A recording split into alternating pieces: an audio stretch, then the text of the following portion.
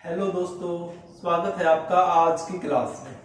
आज की क्लास में हम आपके लिए लेके आए हैं बायनोमियल थ्योरम वाले चैप्टर का एक और नया कंसेप्ट, एक और नया टॉपिक, जिसका नाम है क्या, different form of binomial theorem. इससे पहली वाली वीडियो में हमने क्या देखा, क्या सीखा, क्या कंसेप्ट सीखा।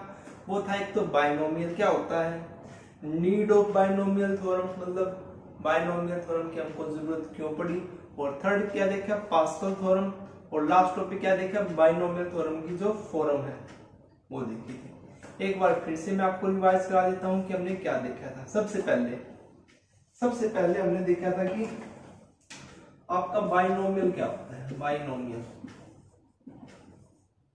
आपका बायनोमियल क्या होता है, सबसे पहले ये देखा था। देखो भाई, या तो मैं एक बार केवल रिवाइज करा रहा हूं, अगर आपको ब्रीफ में जानना है तो पीछे वाली वीडियो को देखो, और मैं आपसे उम्मीद भी करता हूं कि आपने पीछे वाली वीडियो को देखा होगा, तभी ये वीडियो देख रहे हैं, क्योंकि तभी आपको आज की ये वीडियो समझ में आएगी, आज का ये कंसेप्ट समझ में आएगा। तो हम बात करते हैं बायनोमियल। बायनोमियल क्या था?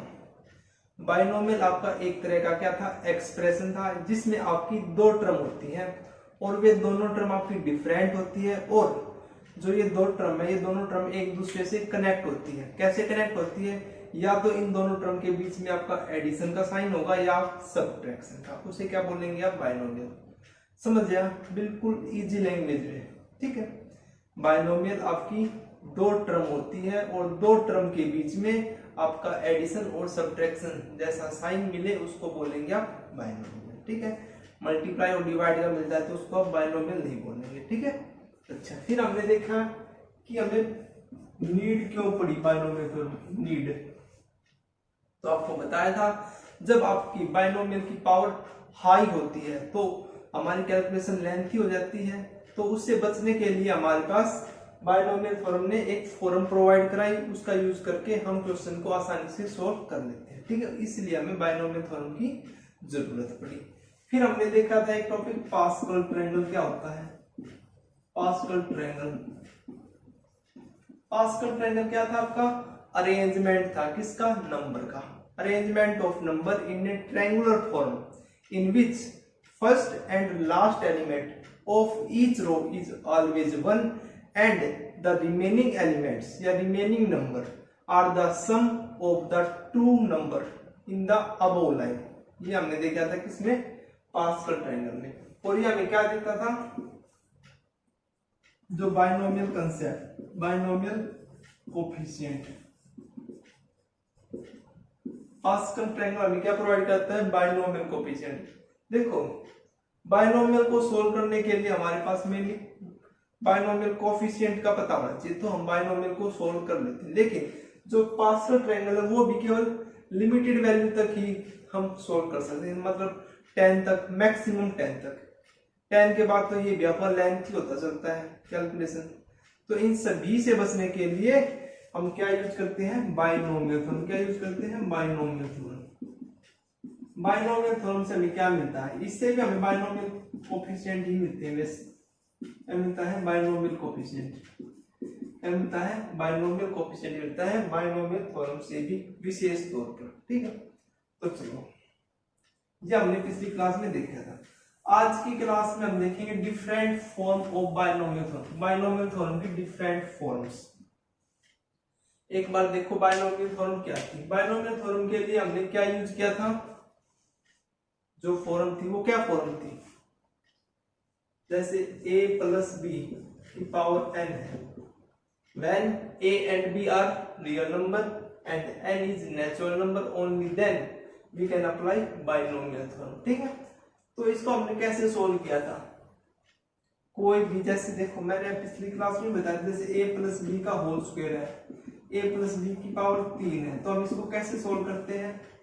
एक तो तरीका होता है, मतलब इनकी मल्टीप्लाई कराओ वो, और एक क्या बताया था आपको कि जो आपका फर्स्ट एलिमेंट है a प्लस बी में, इसको एक्सपेंड करो। जैसे यहाँ पे पावर 2 है तो 2, फिर a 1, फिर a की पावर 0 ले आता है।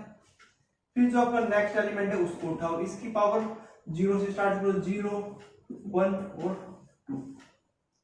बीच में किसका साइन आएगा, प्लस का, क्योंकि यहाँ पे प्लस का है।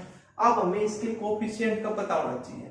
तो कोफिशिएंट का पता कहां से लगेगा, या तो आपको बायनोमियल थ्योरम से पता लगेगा या फिर आपको पास्कल ट्रायंगल से लगेगा। पास्कल ट्रायंगल में 2 और 3 के लिए तो हम आसानी से निकाल सकते हैं, लेकिन जब पावर ज्यादा होती है तो उसके लिए कैलकुलेशन क्या हो जाती है, लेंथी हो जाती है। ठीक है, तो अब बायनोमियल थ्योरम में कोएफिशिएंट क्या होते हैं आपके, NC0, NC1, NC2 यही होंगे कोएफिशिएंट, और n की वैल्यू यहाँ पे कितनी है, 2 है, तो 2C0, 2C1, 2C2 ये क्या हो गया आपके कोएफिशिएंट।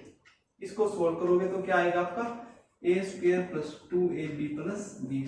ठीक है, यह फॉर्मूला आपका ऐसे निकलता है। ठीक है, चलो देखो अब जनरल जो इसकी फॉर्म है a + b की पावर n, इसको याद करने में तो आपको कोई परेशानी होनी नहीं चाहिए मेरे हिसाब से। तो देखो कैसे सॉल्व किया, कैसे याद करोगे, सबसे पहले फर्स्ट एलिमेंट को उठा लो, कितनी पावर है, n है, तो a की पावर n, इसे जो नेक्स्ट पावर आएगी वो कितनी आएगी, a की पावर n-1 आएगी, इससे नेक्स्ट पावर कितनी आएगी, a की पावर n-2 आएगी, इससे नेक्स्ट पावर कौन सी आएगी, a की पावर n-3। मतलब ऐसे ऐसे चलते चलते चलते कहाँ पे स्टॉप होगी, जब आपकी a की पावर n-n। अब सेकंड वाली उठाओ b, कहाँ से लेते हैं हम, 0 से 1, 2, b की 3 प्लस अप टू कहाँ तक जाएगी, n तक जाएगी, b की पावर n। अब देखो अब हमें किसकी जरूरत है, कोएफिशिएंट की। कोएफिशिएंट कहाँ से मिलेगा, बायनोमियल थ्योरम से। तो कोएफिशिएंट के लिए हम क्या करते हैं, NC0 plus NC1 plus NC2 plus NC3 up to NCn। तो here NC0, NC1, NC2 up to NCn आपके क्या है, बायनोमियल कोएफिशिएंट्स। क्या है आपके बायनोमियल कोएफिशिएंट। बायनोमियल कोएफिशिएंट का अगर पता है तो हम देखो आसानी से फॉर्म बना सकते हैं। इज इट क्लियर और नॉट, याद हो जाएगी फॉर्मूली। अच्छा, अब हम बात कर रहे थे कि different form of binomial theorem. इस थ्योरम की डिफरेंट फॉर्म क्या है, केसेस है आपकी। केस फर्स्ट देखो, a + b की पावर n है, अगर मैं b के स्थान पर -b रख दूं, b के स्थान पर -b रख दूं, जैसे मैंने बायनोमियल स्टार्ट किया था तो आपको बताया था कि बायनोमियल कब बनेगा, या तो उन दोनों के बीच में एडिशन का साइन होगा या सब्ट्रैक्शन का। एडिशन वाले की हमने देख ली, अब a - b की देखेंगे। किसकी देखेंगे, a - b की पावर n। इसको मैं क्या लिख सकता हूँ, a + -b की पावर n, ऐसे मैं लिख सकता हूँ। अब सेम यही फॉर्म बन जाएंगे। कैसे बनेगी, सोल्व करो। NC0 फर्स्ट वाला एलिमेंट a की पावर n, सेकंड वाला एलिमेंट की 0 प्लस NC1 अब a की पावर n-2 माइनस b की पावर 1 प्लस NC2 a की पावर n-3 माइनस b की पावर n-1 आएगा यहाँ पे, n-1 फिर n-2 और -b का स्क्वायर प्लस NC3 a की पावर n-3 माइनस b की power 3 and so on plus NCn a की पावर n माइनस b की पावर n, ये आएगा। अब इसको सोल्व करो। सोल्व करने के बाद देखो NC0 a की पावर n माइनस b की पावर 0 कितना हो जाएगा, 1। अच्छा, प्लस का साइन है, लेकिन देखो माइनस b की पावर 1 क्या आएगा आपका, माइनस b। अब माइनस को मैं बाहर निकालता हूं तो माइनस NC1 a की power n-1 into b plus अब NC2 a की पावर n-2 माइनस b की power 2 minus b multiply minus b क्या हो जाएगा, प्लस b का स्क्वायर b की पावर 2। फिर NC3 वाली को सोल्व करो। अब NC3 को सोल्व करेंगे तो माइनस b का क्यूब है तो क्या आएगा, माइनस b की पावर 3 आएगा। इसको ओपन करेंगे जब इसको तो माइनस को बाहर लेके आओ दोबारा से, माइनस एन सी 3 ए की पावर एन माइनस 3 बी की 3 प्लस सो ऑन, ऐसे करते करते आपका पास क्या आएगा, माइनस 1 की power n n c n a की power n minus n that will equal to 0, और ए की पावर 0 1 एंड बी की पावर एन, क्योंकि माइनस 1 की पावर हमने आगे लगा दिया। ठीक है, तो देखो हमें क्या मिल गया यहाँ से कि जहां जहां पे 1 3 या फिर आप बी की देखो, जहां जहां बी की ओड पावर है वहां आपका क्या साइन आ गया, माइनस। बस ये डिफरेंस है, जब हम b को माइनस बी की फॉर्म में चेंज करते हैं, b को माइनस बी लिखते हैं, तो जो आपकी ओड पावर है b की, वहां पे आपका साइन क्या आ जाता है, नेगेटिव का। बस तो यहाँ पे आप क्या लिखोगे कि जो ओड पावर है, odd powers of b, sine of odd power of b कैसा हो जाता है आपका, नेगेटिव हो जाता है। Sine of odd power of b in term, ठीक, इन टर्म में कैसा साइन हो जाता है आपका, नेगेटिव। बस ये आपको देखना है, ठीक है। चलिए, एक तो ये है, और एक टाइप और है इसकी, मतलब एक और फॉर्म है, उस फॉर्म को भी देखो ध्यान से। सेकंड केस क्या कहता है, case second, when b is equal to 1, b की वैल्यू जब 1 हो जाती है तो ऊपर वाला क्या बन जाता है, a प्लस 1 की पावर n। मैं इसको ऐसे भी लिख सकता हूँ, 1 प्लस a की पावर n लिख सकता हूँ, एडिशन में तो हम आगे पीछे कर सकते हैं। अच्छा, अब इसको ओपन करो तो n c 0, अब 1 की पावर चाहे कुछ भी करो 1 ही रहता है, तो 1 की पावर इसको हम क्या करेंगे, इग्नोर करेंगे। ठीक है, तो ओनली a को देखेंगे। अब a की पावर 0 आएगा, फिर प्लस nc1 a की power 1 plus nc2 a square plus and so on ncn a की। ठीक है, तो जब a प्लस 1 की पावर n है तो आपकी एक्सपेंशन क्या आएगी, ये आती है। ठीक है, अच्छा, जब अब यहाँ पे प्लस के स्थान पर अगर माइनस हो जाता है 1 माइनस a की पावर n, तो अभी आपने क्या देखा, अभी आपने क्या देखा, जैसे a मतलब a प्लस b था, और जब हमने a माइनस b किया तो जब जहाँ पे आपकी ओड पावर थी b की, या तो a की देखेंगे हम क्योंकि a है सेकंड टर्म पे, तो जहाँ पे a की ओड पावर होगी वहां पे साइन कैसा हो जाएगा, नेगेटिव। तो क्या हो जाएगा आपका nc0 a की पावर 0 1 ही होता है, प्लस nc1 a1 है तो यहाँ पे कितना हो जाएगा, माइनस का, प्लस nc2 a का square minus nc3 a cube and so on plus minus 1 की पावर n ncn a की पावर। ठीक है, तो ये आपकी डिफरेंट फॉर्म्स थी 3। क्या केस है, एक बार तो जब आप b को माइनस b रखते हैं तो क्या चेंज आता है, केवल जहाँ पे b की ओड पावर आती है, मतलब b की पावर 1 b की पावर 3 b की पावर 5, तो वहां पे जो टर्म है उस टर्म के आगे क्या साइन आ जाता है, नेगेटिव। सेकंड केस हमने क्या देखा, जब आपकी b की is equal to 1 plus a की पावर n बनता है, तो हम 1 को क्या करेंगे, इग्नोर करेंगे, और 1 माइनस a की पावर n करेंगे तो फिर से हमारे पास वही ओड पावर आएगी, जहाँ पे a की, वहां पे आपका साइन क्या हो जाएगा, नेगेटिव हो जाएगा। ठीक है, इज इट क्लियर। अब देखो इसकी प्रॉपर्टीज, जो बायनोमियल थ्योरम है इसकी प्रॉपर्टीज देखो, प्रॉपर्टीज देखो बायनोमियल थ्योरम की, क्या देखो, properties, properties of binomial theorem. Properties बोलो या इनको ऑब्जर्वेशन भी बोल सकते हैं, ऑब्जर्वेशन से ये। ठीक है, तो देखो बायनोमियल थ्योरम क्या कहती है, if a, b belongs to real number and b positive integer या natural number, then a plus b की power n is equal to nc0 a की पावर n b की पावर 0 प्लस nc1 a की power n minus 1 b 1 plus nc2 a की power n minus 2 b का square and so on plus ncn a की power n minus n b की power n।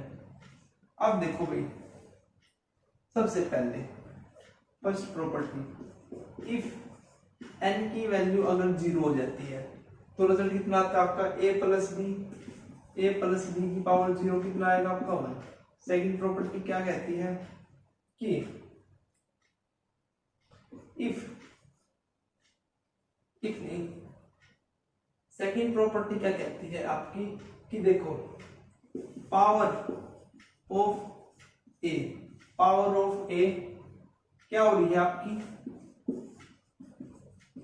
Decrease हो रही है, और पावर ऑफ बी क्या हो रही है आपकी इंक्रीज हो रही है। कैसे डिक्रीज हो रही है आपकी n से लेके 0 तक डिक्रीज हो रही है, और ये आपकी 0 से n तक क्या हो रही है इसमें इंक्रीज हो रही है।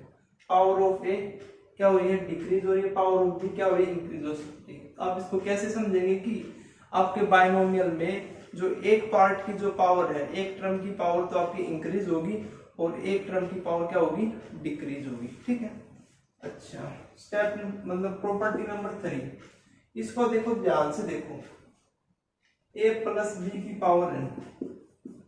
अब हमारे पास दो सिंबल होते हैं, ये सिंबल किसके लिए यूज किया जाता है समेशन के लिए, मतलब सम के लिए, तो कोई चीज सम करनी हो ऐड करनी हो, और ये सिंबल प्रोडक्ट में प्रोडक्ट के लिए यूज होता है। तो यहाँ पे तो क्या है सम है, तो सम के लिए कौन सा सिंबल यूज होगा इसको। अब मैं इसको एक सिंपल लिख दूं, समेशन की फॉर्म में लिखना चाहूं तो कैसे लिखूंगा, देखो NCR a की power n minus r b की power r is equal to 0 to n। इस पूरे को सिंपल करके मैंने ये लिख दिया, क्या लिख दिया summation r is equal to 0 to n NCR a की power n minus r b की पावर r। अब इसको आप ओपन करोगे तो फिर से बन जाए, कैसे, सबसे पहले r की वैल्यू 0 रखो, तो NC0 a की पावर n माइनस r की वैल्यू कितनी होगी 0, तो a की पावर n इंटू b की पावर 0, फर्स्ट टर्म बनी, प्लस ये मैंने आपको बता दिया ये सिंबल किसके लिए होता है प्लस के लिए, प्लस फिर NC1 a की पावर n माइनस 1 b की पावर, तो ऐसे ऐसे हमने इसका क्या लिख दिया एक सिंपल जनरल फॉर्म लिख दी। ठीक है, ये आपको याद रखनी है। फोर्थ प्रॉपर्टी जो इसमें इंपॉर्टेंट है भाई आपको याद होनी ही चाहिए, NCR, एक तो ये फॉर्मूला आपको याद होना चाहिए, r का factorial into n minus r का फैक्टोरियल होता है, और जो इनमें यूज होगा बहुत NCR को आप क्या लिख सकते हैं NCN माइनस r लिख सकते हैं, क्या लिख सकते हैं NCR को NCN माइनस r लिख सकते हो। समझो देखो जैसे 8C6 है, इसको आप क्या लिखोगे 8C6 को सोल्व करना मुश्किल है, या 8C2 को 8C6 को सोल्व करना मुश्किल है, 8C2 को तो हम आसानी से सोल्व कर लेंगे। कैसे सोल्व कर लेंगे 8 इंटू 7/2 है ना। तो NCR यहाँ पे देखो ये आपका NCR है, NCN माइनस r 8 माइनस 6 कितना आ गया 2, तो ये आपको पता होना चाहिए। ठीक है, अच्छा नेक्स्ट प्रॉपर्टी क्या प्रॉपर्टी होगी ना, नेक्स्ट प्रॉपर्टी एक बार इनको नोट डाउन कर लो, फिर मैं रब करता हूँ बोर्ड को। ठीक है, चलिए नेक्स्ट प्रॉपर्टी देखो, फिफ्थ प्रॉपर्टी क्या कहती है, फिफ्थ प्रॉपर्टी की NC0 NC1 NC2 up to NCN, ये क्या है आपके ये बाइनोमियल कोफिशिएंट, क्या है आपके ये बाइनोमियल कोफिशिएंट है, क्या है बाइनोमियल कोफिशिएंट्स। सिक्स प्रॉपर्टी क्या कहती है कि NC0 और NCN इन दोनों की वैल्यू आपकी कितनी होगी 1, हर केस में NC0 की भी और NCN की भी वैल्यू 1 होगी। ठीक है, इसे भी आप याद रख लो क्योंकि हर क्वेश्चन में आप इसको सोल्व करने नहीं बैठोगे। नेक्स्ट प्रॉपर्टी क्या कहती है सेवंथ, कि देखो आपके हर टर्म में फर्स्ट सेकंड थर्ड जितनी भी टर्म है, इन हर टर्म में जो power of a plus power of b किसके इक्वल होगा n के इक्वल होगा। किसी टर्म को उठा के देख लो, जैसे फर्स्ट को उठा के देखा a की कितनी है पावर n, b की पावर कितनी है 0, किसके बराबर हो n की। सेकंड को उठा के देखो a की पावर n माइनस 1, b की पावर कितनी 1, कितना आया n। थर्ड इसको उठा के देखो a की पावर कितनी है n माइनस 2, b की पावर कितनी है 2, कितना आया n।